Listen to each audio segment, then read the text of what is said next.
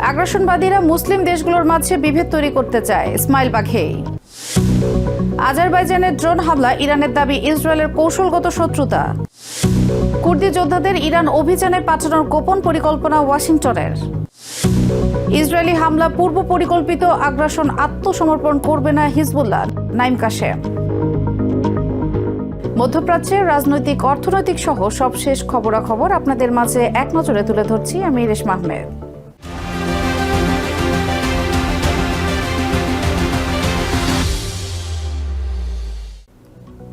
চলমান সংঘাতকে কেবল ইরানের বিরুদ্ধে যুদ্ধ নয়, বরং পুরো অঞ্চলের ভবিষ্যতের বিরুদ্ধে এক গভীর ষড়যন্ত্র হিসেবে দেখছে তেহরান। বৃহস্পতিবার তেহরানে এক সংবাদ সম্মেলনে ইরানের পররাষ্ট্র মন্ত্রণালয়ের মুখপাত্র ইসমাইল বাঘেই বলেন, তেহরানে হামলার মূল লক্ষ্য মুসলিম দেশগুলোকে পরস্পরের বিরুদ্ধে উস্কানি দিয়ে চিরস্থায়ী বিভেদ তৈরি করা। বাঘেই বলেন, প্রতিবেশীদের একে অপরের বিরুদ্ধে লেলিয়ে দিতেই পবিত্র রমজান মাসে এই নেক্কারজনক আগ্রাসন চালানো হয়েছে। শান্তির মাস রমজানের 10ম দিনে যখন পুরো মুসলিম বিশ্ব সংযমের চর্চায় মগ্ন, ঠিক তখনই ইরানের উপর নেমে এলো ক্ষেপণাস্ত্রের আঘাত। ইরানের পররাষ্ট্র মন্ত্রণালয়ের মুখপাত্র ইসমাইল বাঘেই একে কেবল একটি সামরিক হামলা হিসেবে দেখছেন না। তার মতে এর পেছনে লুকিয়ে আছে এক দীর্ঘমেয়াদী ভূরাজনৈতিক চক্রান্ত। এটি কেবল ইরানের বিরুদ্ধে যুদ্ধ নয়, এটি সমগ্র অঞ্চলের ভবিষ্যতের বিরুদ্ধে যুদ্ধ। রমজান পবিত্র এবং শান্তির মাস, কিন্তু এই রমজান মাসের 10 তারিখে আমাদের উপর হামলা চালিয়েছে। আগ্রাসনবাদীরা এই অঞ্চলে চিরস্থায়ী বিভেদ তৈরি করার জন্য মুসলিম দেশগুলোকে পরস্পরের বিরুদ্ধে লেলিয়ে দেওয়ার চেষ্টা করছে। তেহরান স্পষ্ট করে বলেছে, প্রতিবেশী দেশগুলোর প্রতি তাদের কোনো শত্রুতা নেই। তবে ওইসব দেশে থাকা মার্কিন ঘাঁটিগুলো ব্যবহার করে ইরানের সার্বভৌমত্বে আঘাত হানার যে অপচেষ্টা চলছে, তা মুসলিম উম্মার ঐক্যে ফাটল ধরানোর এক নীল নকশা। তেহরানের বার্তা পরিষ্কার, প্রতিবেশীদের মাঝে দেয়াল তোলাই এই যুদ্ধের আসল উদ্দেশ্য।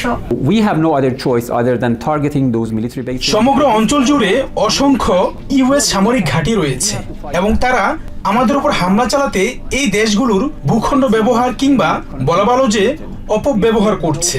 তাই আন্তর্জাতিক আইন অনুযায়ী এই ঘাঁটিগুলোতে পাল্টা আঘাত হানা ছাড়া আমাদের আর কোনো উপায় নেই। আমরা কোনো প্রতিবেশী দেশের বিরুদ্ধে লড়াই করছি না, বরং আমাদের ভূখণ্ড রক্ষায় এটি একটি আইনি দায়িত্ব। আমাদের এই আক্রমণকে সংশ্লিষ্ট দেশগুলোর সার্বভৌমত্বের উপর আঘাত হিসেবে দেখা উচিত নয়, কারণ এই ঘাঁটিগুলো একচেটিয়াভাবে ইউএস সামরিক বাহিনী নিয়ন্ত্রণ করছে এবং সেখান থেকেই জাতিসংঘের একটি সদস্য রাষ্ট্রের উপর হামলা চালানো হচ্ছে। And they are using those bases. বাঘেই অভিযোগ করেন, ওয়াশিংটন ও তেল আভিভ আগ্রাসন ছিল অত্যন্ত সুপরিকল্পিত। সর্বোচ্চ নেতার বাসভবনে হামলার সঙ্গে মিনাব শহরের একটি প্রাথমিক বিদ্যালয়েও ক্ষেপণাস্ত্র ছোড়া হয়। ইরানি এই কর্মকর্তার মতে, দেশটির সশস্ত্র বাহিনীকে উদ্ধার কাজে ব্যস্ত রেখে সামরিক লক্ষ্যবস্তুগুলোতে সহজে আঘাত হানতেই এই টার্গেটেড কৌশল নেওয়া হয়েছে। আঞ্চলিক রাজনীতির এই টানাপোড়েনে উত্তাল মধ্যপ্রাচ্যের সংঘাত ক্রমেই ছড়িয়ে পড়ছে। মুসলিম দেশগুলো কি এই বিভেদ তৈরির ফাঁদে পা দেবে নাকি ঐক্যের পথে হাঁটবে, এখন সেটাই দেখার বিষয়। Tasnim Tajin, TVN 24 news desk. মধ্যপ্রাচ্যের সংঘাত এবার ছড়িয়ে পড়েছে ককেশাস অঞ্চলেও।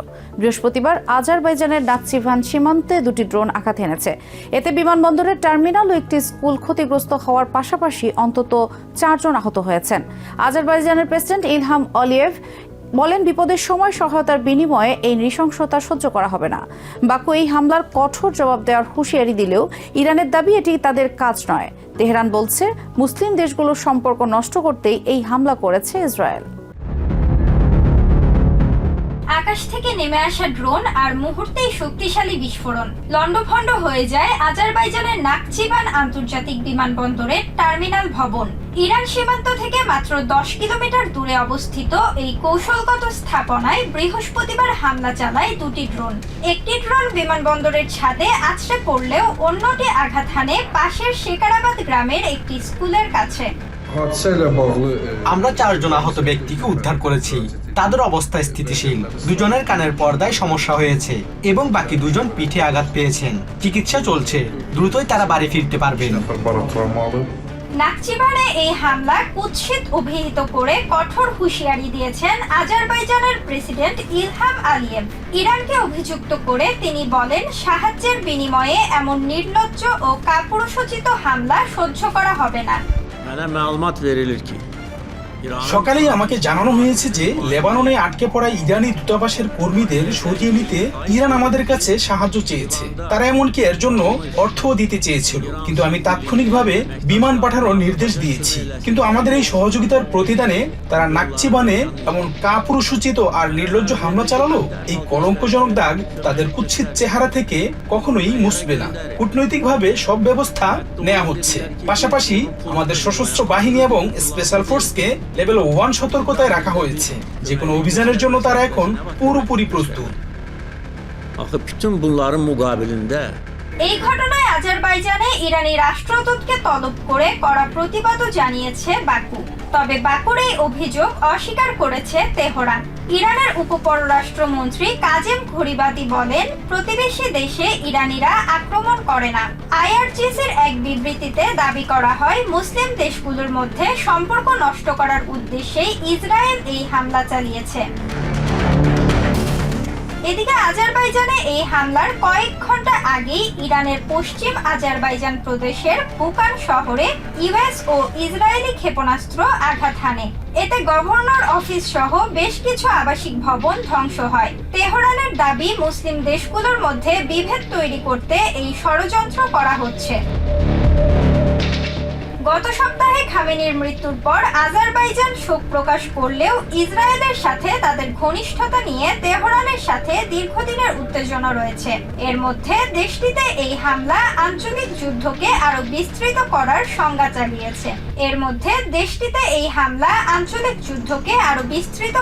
সংজ্ঞা জাগিয়েছে। Tasnim Tajin, TVN 24 news desk. ইরানের অস্থিতিশীল পরিস্থিতির সুযোগে দেশটিতে কুর্দি যোদ্ধা পাঠানোর এক গোপন পরিকল্পনা নিয়ে গুঞ্জন শুরু হয়েছে। রয়টার্সের সাম্প্রতিক ফুটেজে উত্তর ইরাকের এরবিলে ইরানি কুর্দি মিলিশিয়াদের ব্যাপক তৎপরতা দেখা গেছে। গোয়েন্দা তথ্য অনুযায়ী তুর্কি ইতোমধ্যেই এই গোপন পরিকল্পনার বিষয়টি ইরান সরকারকে জানিয়েছে।